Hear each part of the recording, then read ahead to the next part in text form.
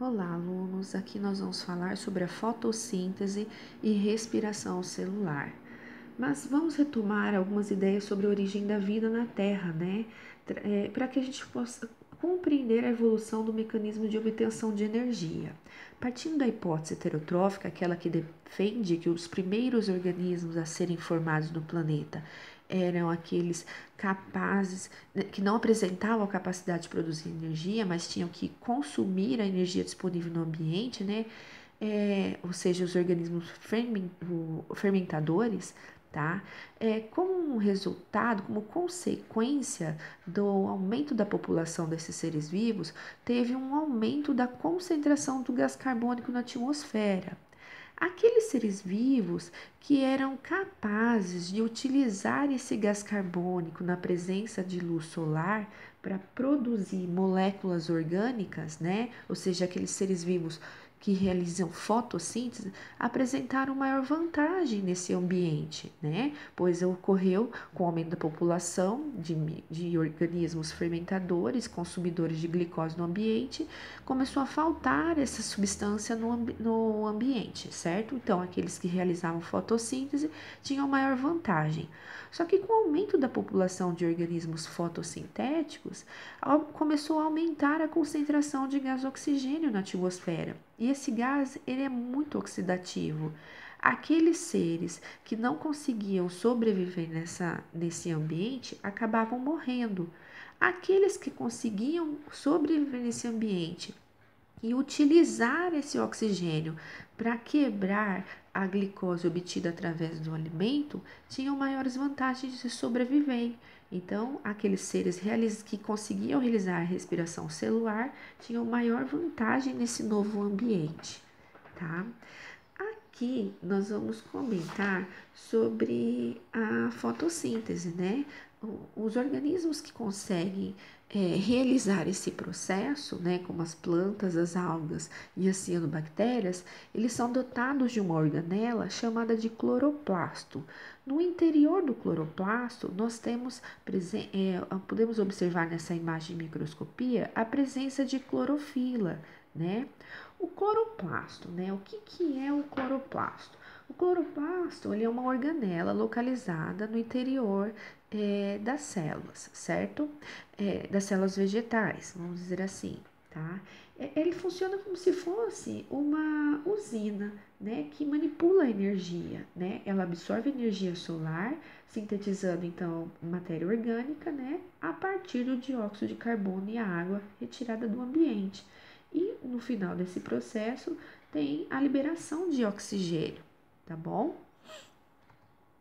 Aqui nós temos a representação de um trabalho desenvolvido por pesquisadores que conseguiram reproduzir o processo da fotossíntese de forma artificial, utilizando placas metálicas revestidas por moléculas, né?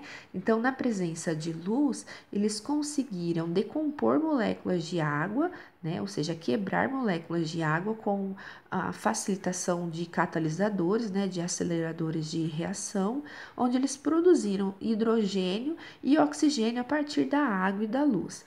Eu vou deixar depois disponível o link desse material, que é um artigo publicado pela revista da Fundação de Pesquisa em São Paulo, né, a FAPESP, para vocês darem uma olhadinha. Aqui nós temos sobre a respiração celular, né, o processo realizado por qualquer ser vivo, seja ele heterotrófico, né, ou seja, que não consegue produzir sua energia, tem que consumir energia, né, através da alimentação, seja ele autótrofo, né, aqueles que conseguem realizar, por exemplo, a fotossíntese. Mas esse processo só vai acontecer quando esse organismo autótrofo estiver na ausência de luz. No caso da respiração celular, esse processo ocorre dentro de uma outra mini usina, né? Vamos dizer assim, né? Chamada de mitocôndria. A mitocôndria ela está localizada no citoplasma da célula, né? Ela consegue utilizar a glicose que foi obtida através da alimentação, na presença do oxigênio, ela queima essa glicose, liberando energia, tá? E gás carbônico e água, tá? Esse processo produz ATP. O ATP é aquela molécula universal de energia das células, né? A sua síntese, né, a sua produção ocorre em qualquer organismo, seja ele fermentador ou que realiza a respiração celular. A diferença entre ele é que no caso da respiração celular, como é um processo aeróbio, ele tem que ocorrer com o uso de oxigênio. Agora, a fermentação já é um processo anaeróbio, então ele ocorre na ausência do oxigênio. Outra diferença está relacionada à quantidade de ATP que é produzido, né? No caso da respiração celular, ele produz uma quantidade maior de ATP que a fermentação, tá? Outra diferença são os produtos finais. Além do gás carbônico, a fermentação ela vai liberar também produtos como o etanol, o ácido lático, o ácido acético, dependendo do organismo fermentador, tá certo? Aqui a gente tem uma imagem obtida por microscopia, foi curado artificialmente, né, num programa. Então, aqui a gente consegue observar a mitocôndria, tá certo? Aqui a gente tem um esquema para mostrar para vocês, né? No caso, a organela cloroplasto e a organela mitocôndria.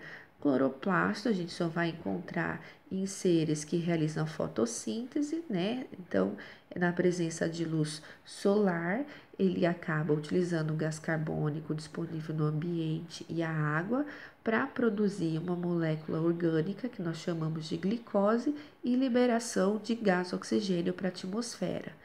Esses produtos serão consumidos pela mitocôndria no processo de produção de energia chamada de respiração celular, tá bom? Então, como produto dessa